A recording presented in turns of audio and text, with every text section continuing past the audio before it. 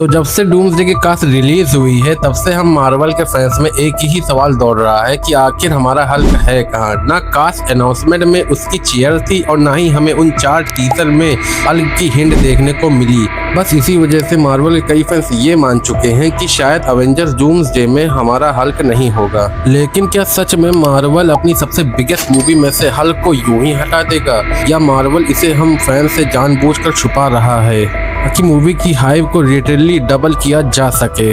आज की वीडियो में हम एमसीयू के सारे रीसेंट अपडेट और मार्वल के पिछले सारे पैटर्न को कनेक्ट करके इस सवाल का जवाब ढूंढेंगे और वीडियो के एंड तक आपके हल्क से जुड़े हुए सारे डाउट्स क्लियर हो जाएंगे। तो पहले बात करते हैं कि डूम्सडे में लोगों को हल्क आखिर मिसिंग क्यों लग रहा है। तो इसकी शुरुआत होती है डूम्सडे की कास्ट अनाउंसमेंट टीजर से। तो जब मार्वल ने पूरी कास्ट रिवील की थी तो उस कास्ट में मार्क रुफेलो की चेयर नहीं थी और यहीं से सारे फैंस को लगा कि हल्क इस मूवी का हिस्सा नहीं है। लेकिन अगर हम मार्वल की हिस्ट्री को देखें ना तो ये ऐसा पहली बार नहीं हुआ है। मार्वल कई बार अपने फैंस को सरप्राइज देने के लिए अपने मेन कैरेक्टर्स को कास्ट लिस्ट और टीजर से हटा चुका है। जैसा कि हमने नो वे होम में देखा था कि एंड्रू गारफील्ड और टोबी मैguire को ऑफिशियली रिवील नहीं किया गया था। जैसे डेडपूल और वुल्वरीन में कई कैमियोस लास्ट मोमेंट तक सीक्रेट रखे गए थे। मतलब सिर्फ कास्ट लिस्ट में नाम ना होना ये प्रूव नहीं करता कि मूवी में कैरेक्टर होगा ही नहीं। और यहीं से दूसरा सवाल शुरू होता है कि अगर मूवी में हल्क है तो मार्वल उससे हमसे छुपा क्यों रहा है।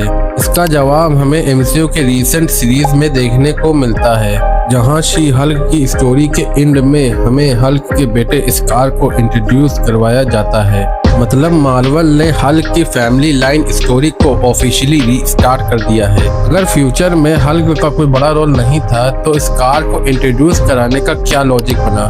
सिर्फ इतना ही नहीं, captain America brave new world के बाद अब एमसीयू में रेड हल्क ऑफिशियली आ चुका है। अब सोचो, एक तरफ रेड हल्क है और दूसरी तरफ एमसीयू का सबसे बड़ा विलन डॉक्टर डूम। अब इस सिचुएशन में सेवेज हल्क को इग्नोर करना मूवी के हिसाब से बिल्कुल सेंस नहीं बनाती। और यही पॉइंट हमें कॉमिक्स की तरफ ले जाती है, जहां डॉक्टर डूम और हल्क का कनेक्शन काफी इंटरेस्टिंग रहा है। कॉमिक्स में डॉक्टर डूम का एक पैटर्न है, वो एमसीयू के हीरोज को या तो कंट्रोल करना चाहता है या उन्हें टारगेट करना चाहता है। और हल्क जैसा गामा मॉन्स्टर उसके लिए एक बहुत बड़ा थ्रेट बन सकता है। इसीलिए अब तक एमसीयू के जितने बड़े इवेंट हुए हैं उसमें हल्क रिवील न होना थोड़ा अजीब लगता है। इसके 2 कारण हो सकते हैं। नंबर 1, मार्वल हल्क को जानबूझकर छुपा रहा है ताकि उसकी एंट्री थिएटर्स में बैठे फैंस को सरप्राइज कर सके। और नंबर 2, मूवी की शुरुआत में ही डॉक्टर डूम हल्क को कंट्रोल करके उनके ही खिलाफ इस्तेमाल कर सकता है, जिससे अवेंजर्स की सबसे बड़ी ताकत ही उनकी सबसे बड़ी कमजोरी बन जाएगी। और जब क्लाइमैक्स के टाइम हल्क वापस आएगा तब पूरी बैटल का मोमेंट डूम की तरफ शिफ्ट हो जाएगा। और इसी वजह से मुझे लगता है कि हल्क का अभी तक मिसिंग होना उसके मूवी में ना होने से ज्यादा इंटरेस्टिंग बनाता है।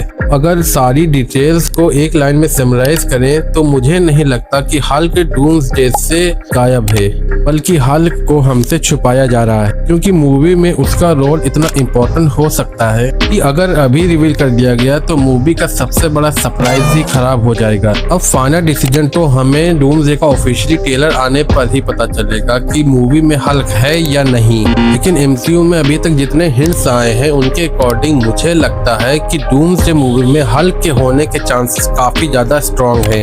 अब आप बताओ, क्या मार्वल हल्क को सीक्रेटली छुपा रहा है या अवेंजर्स डूम्सडे की मूवी में हल्क होगा ही नहीं? अपनी थ्योरी कमेंट बॉक्स में बताइए और मिलते हैं नेक्स्ट वीडियो में।